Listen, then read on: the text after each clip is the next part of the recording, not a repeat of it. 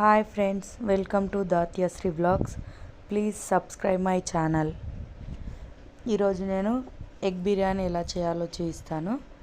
Vegetable వేసి ఎలా చేయాలో చూపిస్తాను. బాండి పెట్టుకొని బాండీలో 3 టేబుల్ స్పూన్ ఆయిల్ వేసుకొని హోల్ గరం మసాలా వేసుకోవాలి. హోల్ గరం మసాలా వేగాక హోల్ గరం మసాలా వేగిన తర్వాత 4 పచ్చిమిర్చి, ఒక క్యారెట్, ఒక ఉల్లిపాయ ముందే కట్ చేసి పెట్టుకున్నాను నేను. ఒక ఉల్లిపాయ, ఒక క్యారెట్ వేసుకొని వేయించుకోవాలి.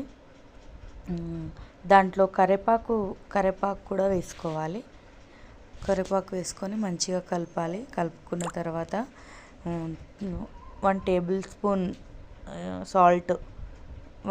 స్పూన్ సాల్ట్ వేసుకొని మంచిగా కలిపిన తర్వాత హోల్ గరం మసాలా పొడి, అది నేను ఇంట్లోనే ప్రిపేర్ చేస్తాను. అది ఒకసారి వీడియో కూడా పెడతాను. నేను ఒకసారి చేసి వీడియో పెడతాను. 3 ఎగ్స్ ఘాట్లు పెట్టుకొని వేయించుకోవాలి. ఘాట్లు పెట్టుకొని వేయించుకున్న తర్వాత బాస్మతి బియ్యం నేను ముందుగానే సోక్ చేసి పెట్టుకున్నాను. నేను రైస్ కుక్కర్లో చేస్తున్నాను. సింపుల్ అన్నాను కాబట్టి రైస్ కుక్కర్లో చేస్తున్నాను. ఇప్పుడు మనం వేయించుకున్నదంతా రైస్ కుక్కర్లో వేసుకోవాలి. ఇంకా నేను స్విచ్ ఆన్ చేయలేదు, స్విచ్ ఆఫ్ చేసే ఉంది.